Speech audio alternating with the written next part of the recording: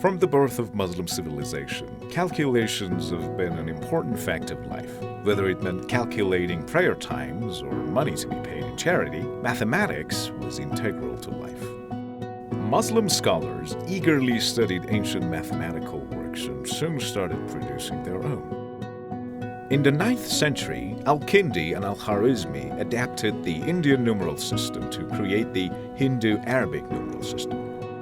Famed Italian mathematician Fibonacci became familiar with the system and wrote his Book of Calculation, laying the foundations of modern mathematics for Europe. Al-Kharizmi is regarded as the father of algebra. The Latin translation of his book on algebra became a standard mathematical text in Europe for centuries. The significance of his book of Indian computation in Europe can be seen by the fact that it has come down to us via its Latin translation, while the original Arabic version remains lost. On top of that, the word algorithm is derived from Al-Kharizmi's Latinized name, Al-Kharizmi. Historian of science George Sarton states, "The first mathematical step from the Greek conception of a static universe to the Islamic one of a dynamic universe was made by Al-Kharizmi."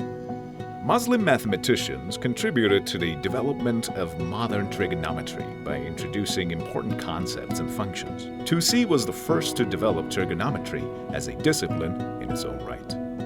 Al-Buzjani introduced the tangent function and developed a new method for constructing the sine tables. His approach to trigonometry has been recognized as incredibly modern. Many of his formulas even eluded Copernicus. The novel geometric theorems introduced by Banu Musa brothers, three researchers at the House of Wisdom in 9th century Baghdad, became widely known by later scientists in the Muslim world and beyond. Sadly, lesser known is Al-Kashi, an outstanding 15th century mathematician who calculated pi correctly and was the first scientist to discover the relation between the circle's circumference and its diameter. Not only that, he came up with an iterative method for solving cubic equations, which was not discovered in Europe until centuries after him, and has been described as one of the best achievements in medieval algebra. Interestingly, the law of cosines is referred to as Al-Kashi's theorem. Omar Khayyam, although more famous as a poet, is considered one of the greatest mathematicians of medieval times by Sarton.